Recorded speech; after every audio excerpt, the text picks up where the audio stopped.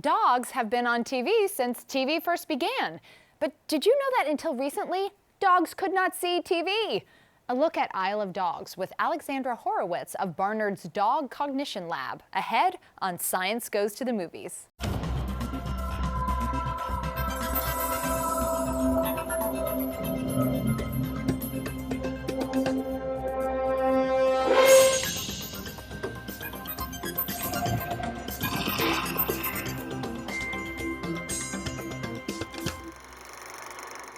Welcome to Science Goes to the Movies, a look at the stories of science and how they change our culture. I'm Faith Saley, and I'm very happy to be joined by Professor Alexandra Horowitz of the Dog Cognition Lab at Barnard College. Welcome, Alexandra. Thanks, Faith. I think there are a million people watching, well, I hope there are a million people watching this, but there are people watching this thinking, dog cognition? I can be a dog scientist? Right. Well, apparently now one can. When I began my career, there was no kind of dog cognition science. But are you the founder? Well, I'm the founder of my lab. Wow. Yeah, I began it about a decade ago because I was doing research related to dog cognition. That field was evolving, people looking at dog behavior and trying to make inferences about what dogs know and understand. And there was a lot of interest in it. And so now I work with students at Barnard and we do research. And by students, you mean dogs? No, actual people. Is that a veterinary science background or neurological? Or? Not at all, right, cognitive science. Cognitive so science. Interested in cognition from a neuroscience, behavioral, psychology, philosophy perspective. How do you get answers to the questions about what we know and how we come to know it and what non-human animals know and understand? And that was really my interest in studying non-human animals. And I just wound up kind of accidentally, really, with dogs as my population. But now they're a good population to study, and I love to study them. We are going to talk about dog movies today, starting with Wes Anderson's new flick, Isle of Dogs. We get the idea. You're looking for your lost dog Spots. Does anybody know him? No. I've lost all of my pride. Spots, if he's alive, may very well be living even at this moment as a captive prisoner. Somebody is up to something. Will you help him? The little pilot.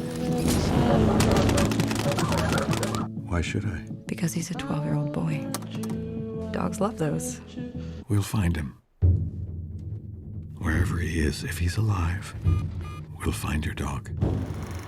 Okay, so Alexandra, these dogs are going to take on this dangerous mission because this little pilot is a 12-year-old boy and dogs love those. And you know, in real life it does seem like dogs and kids are made for each other. Is that kind of scientifically true? Well, I would say dogs and humans are made for each other, absolutely. Sometimes kids are bizarre humans, right? And don't act as predictably, and they're not as easy to get along with for animals. But I think from the other side, children really have an affinity for non-human animals and in many ways are much more empathetic. So there can be a special kid-dog bond. It's interesting that you say that I guess kids can be unpredictable, so dogs maybe stake out their space. But I have two kids. I don't think my 5-year-old son notices dogs, but my 3-year-old daughter notices dogs everywhere. And maybe it's because she's basically at their height, right? But you walk down the streets, we're in New York, and she's learned she has to ask if she can pet someone's dog, and she puts out her hand and it sniffs, but she will not pass a dog without petting it. Yeah. I mean, I think we as humans have a little bit of a compulsion, which we eventually kind of suppress, to touch furry creatures, especially friendly furry creatures. I don't, and people have told me that makes me a bad person.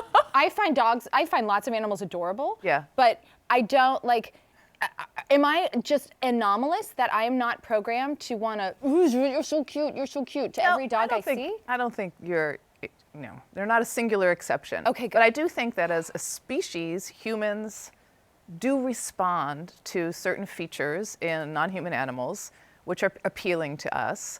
And in fact, Conrad Lorenz, this great ethologist of the 20th century, thought that the features were neotenous features that babies have, that humans are big eyes, big forehead, chubby cheeks, the jowls kind of mimic. Drooling. Yes.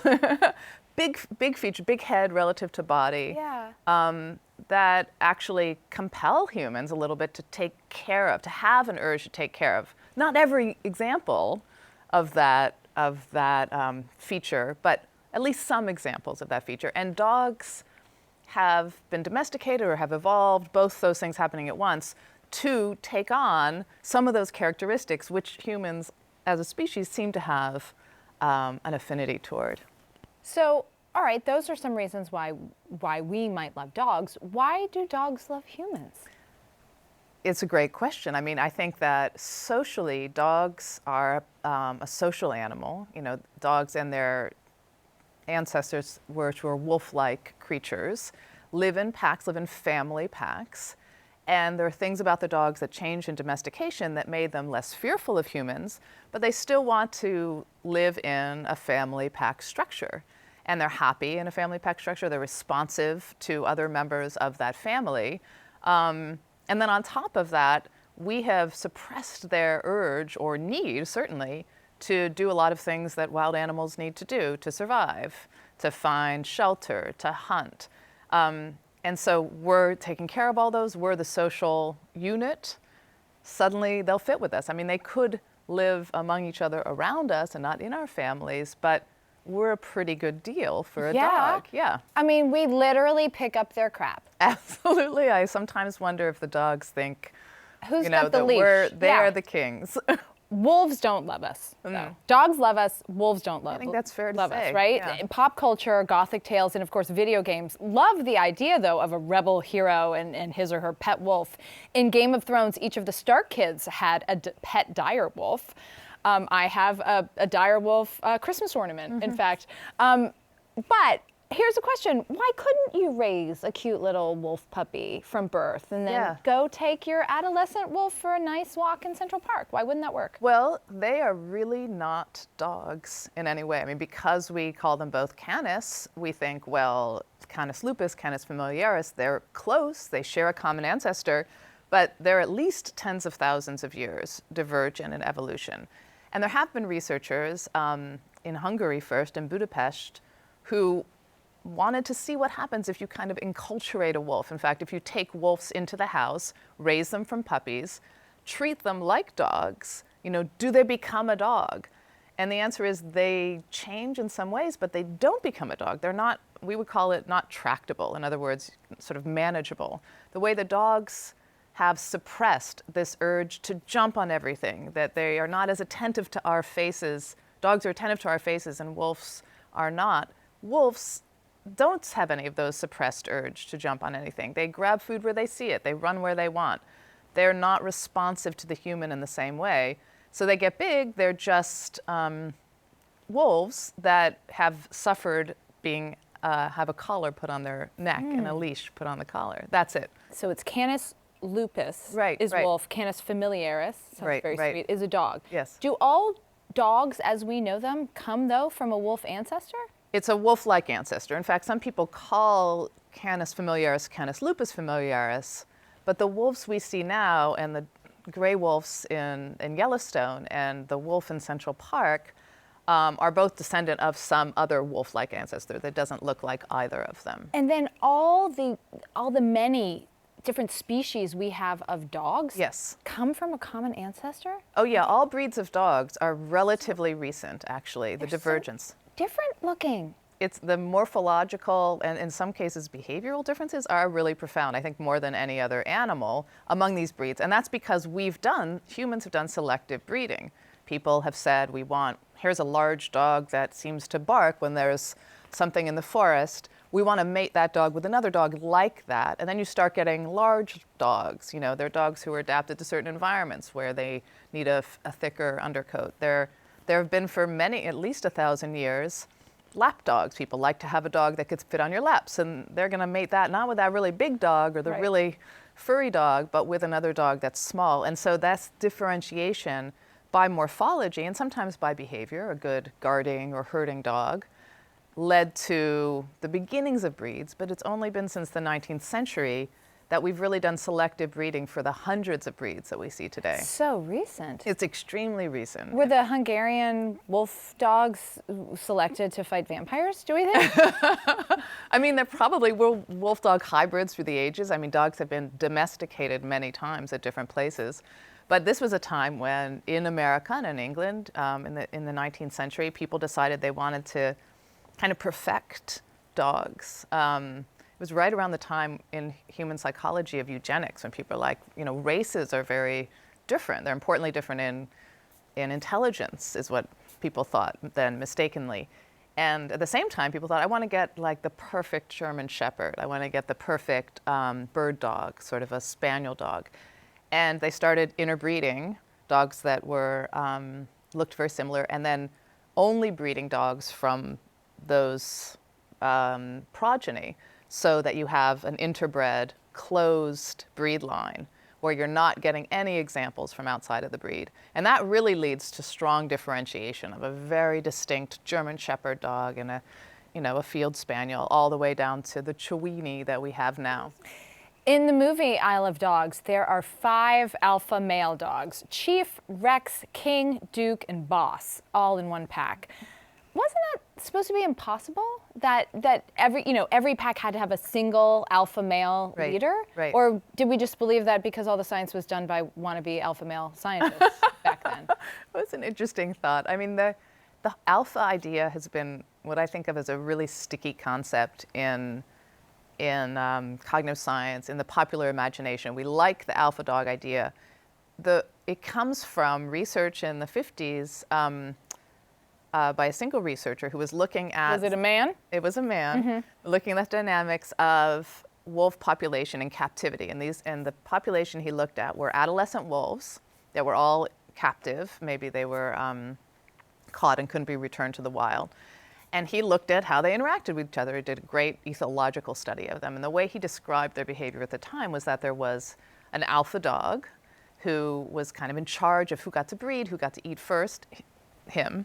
When people got better at, and technology got better to study wolves in the wild, although you can still talk about an alpha dog in a group, in a pack, it's not a fight for the top of the pack at all.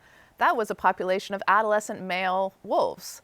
Like, imagine putting a bunch of adolescent boys in a small place. They're going to wrestle. I think that might have been Lord of the Flies, right? That is Lord of the Flies. Yeah. So they're going to wrestle. Somebody's going to be bigger. Someone's going to be weaker. It's just a social dynamic, but it's not a canid dynamic per se. In the wild, packs have an alpha, but that's kind of the parents. Like, we're the alphas. Okay.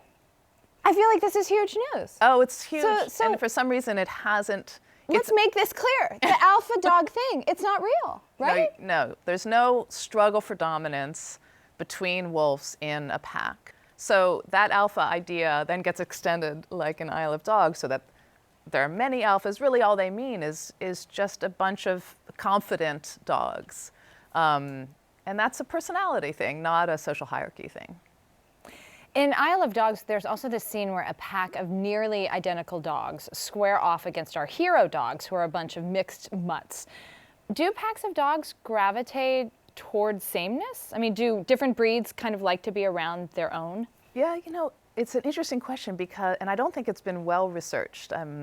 When I did my very first study of dogs was studying dogs in graduate school in social play, what we'd call dyadic interspecific play, where they're playing with each other, just like the thing you see when you go to a dog park and they're playing with each other. And I was interested in slowing down that dance that dogs do, and they play with each other, and seeing what the dynamics were within it.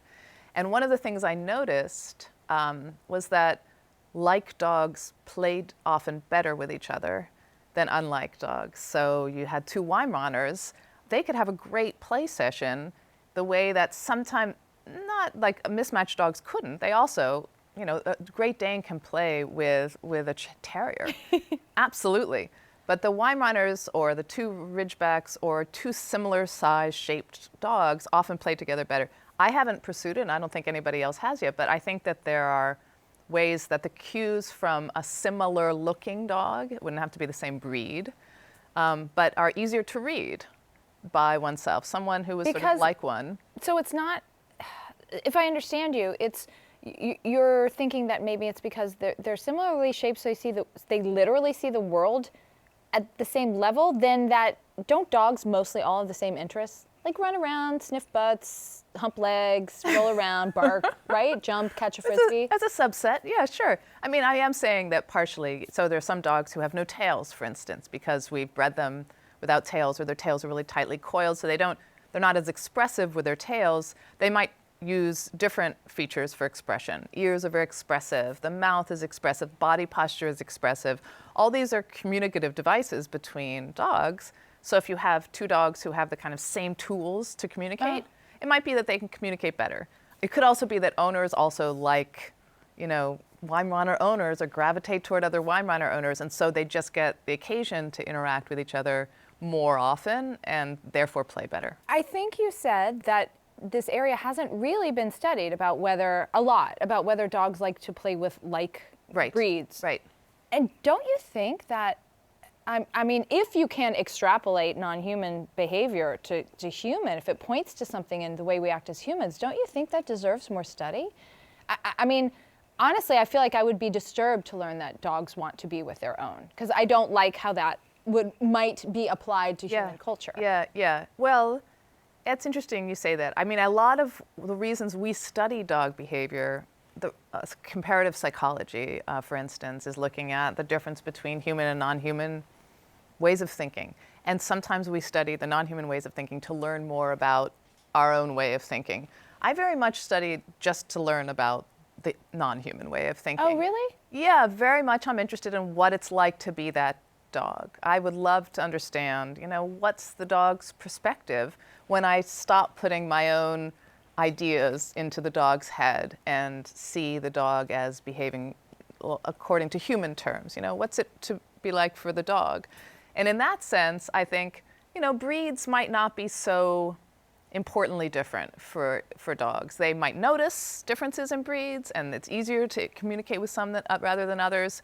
But I mean, and maybe that is a good model for human interaction, that you can sniff anybody's butt. Absolutely, as long as you there's let them sniff consent. them back. That's right. The movie Isle of Dogs has given dogs, like different breeds of dogs, these kind of stereotypical personalities, Yes. right? So the Newfoundlands and the Labs talk slowly, and the poodles are glamorous, and the terriers are excited. Are there breeds that have? I mean, do breeds have personalities? Well, all dogs have personalities, and distinctive, I would say individual personalities. Okay. Within breeds, breed types are described as having personalities. So the American Kennel Club designates groups for each type of dog, for the Labrador, for the Newfoundland, and those groups say this is what the classic example of a Labrador would be. It's a friendly, outgoing, responsive dog. Is that fair to say? Can you generalize? I would say there are definitely differences, but that it's wrong to think that therefore, in some of the descriptions of personality differences this is a very proud dog. I think that has more to do with our way of thinking about the dog, per se, than the individuals within that breed. Right, because I'm picturing whatever dog looks like this, right? A pointer or whatever. But Yes. when you cannot describe a bulldog as like a proud dog, because it's like drooling and like has no. But that's just the Right. human way of Right, we're thinking about it. anthropomorphizing it. Absolutely right. I remember one of the breed standard descriptions for terrier was something like always on the tiptoe of expectation. And you think, well, I mean, that's a very nice way of talking about how we view a little terrier, which might be dancing around and waiting for the next little rat that's going to run by or something. But within terriers, there's going to be a really wide range of temperamental differences, personality differences, and the variability within a breed is often more than the variability between breeds. There's an animated show called Rick and Morty, and in one episode, the character Summer wants her dog Snuffles to be a little more intelligent, just enough so he can understand her commands. But Summer is a teenager, and she doesn't monitor the intelligence granting machine, and of course, it goes too far. And she wakes up to find her dog has become self-aware, has changed his name to Snowball, and wants to know, where are my testicles, Summer? In real life, are dogs self-aware? First, I think that's a very funny bit. Like, it is a puzzling thing that we do to dogs, and it's funny that dogs never get to be part of that equation.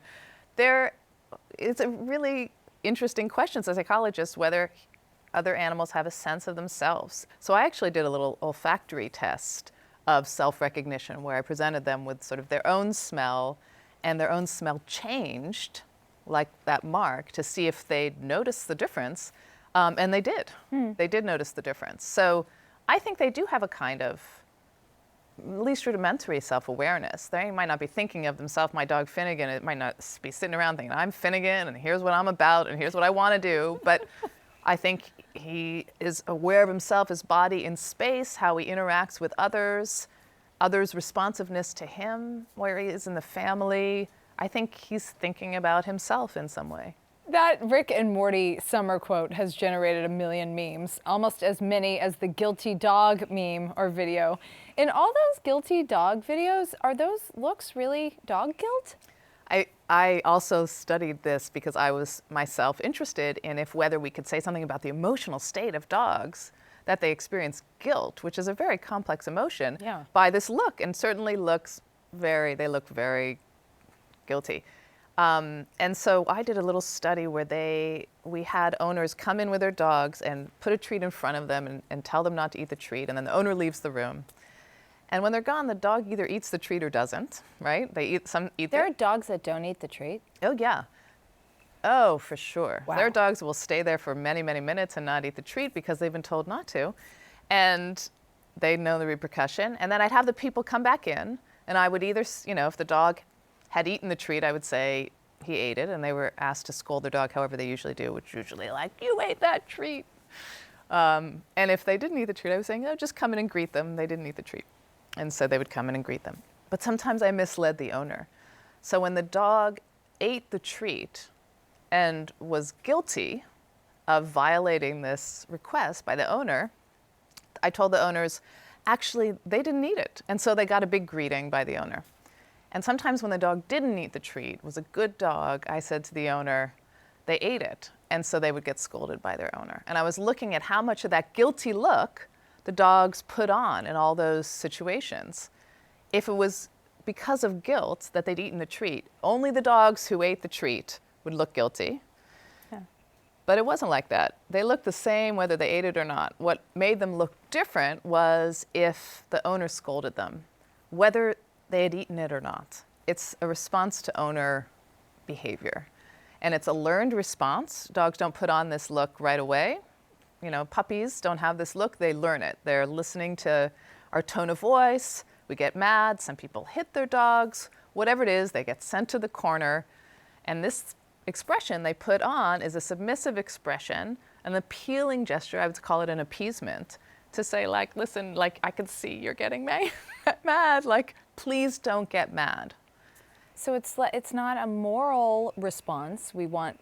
Our human minds tend to want to go there. It is in its way a smart response, because it's like, I don't want the person around whom my world revolves to be mad at me. So I'm going to give you this look. Yes, and I believe that dogs are extremely responsive to us, very sensitive to our behavior, little canine anthropologists in our house. But that doesn't mean that therefore they are humans just wearing a furry, quadrupedal costume. They don't have our same sense of morality. I'm sure they have senses of good or bad things to do, absolutely. But a lot of that they learn about humans learn that too, right? I don't think kids feel, if they have an impulse to do something, that it's wrong until they're told it's wrong. And then eventually they're told, actually, there's a system of rights and wrongs, and here's how we behave in this type of culture, this type of society. Well, dogs are not going to grow into that level. That doesn't mean they don't have senses that things are better or worse or good or bad or things you do or don't do to each other.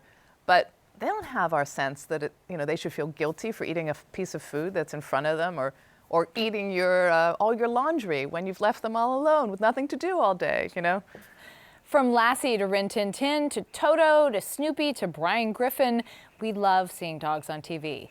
But until recently, dogs could not see TV. Really? Right. So Lassie could not have seen herself on TV? Right. Save the day? Yes, right. When before digital TV, TV operated by sending out lots of signals, and the eye generated at a pace that the eye would reconstruct it as a moving image in the brain. So like an old movie slowed down, you see the lines between the frames. Our eyes operate by taking about 60 snapshots per second. Like it's called the flicker fusion rate. And anything above 60 we see as continuous motion. Anything below, we start to see the lines between the frames. Dogs have a higher flicker fusion rate than we do. So television ran on that same kind of principle. They would have seen flickering television screens. You could still see some of it, but you wouldn't watch it. You would try to find another channel. And because their eyes are functioning at a slightly different level than we are, they probably see flickering and fluorescent lights. I think there are a lot of little perceptual differences like that between dogs and human eyes. Around what year could dogs start watching TV? Well, with digital TVs, so I feel like, when was that? 2000, the 1990s, something like that. Oh my gosh, they missed all those great, they missed Family Ties, they missed MASH. Until they have an olfactory TV, I'm not sure that it's going to be hugely interesting to dogs. Olfactory TV, I think you've invented the next great thing. Something that no owner will ever want to have, but every dog would want to watch. All right, so I won't argue with Uncle Juan, the dog walker, who says that we should leave on European football for my husband's dog to watch all the time. Alexandra, doggone it, we're out of time. I'm so glad you came because I feel like I should probably go home and hug my husband's dog. Your who dog. will shed all over me, but that's okay. Yes. Thank you. My pleasure. Thanks, Faith.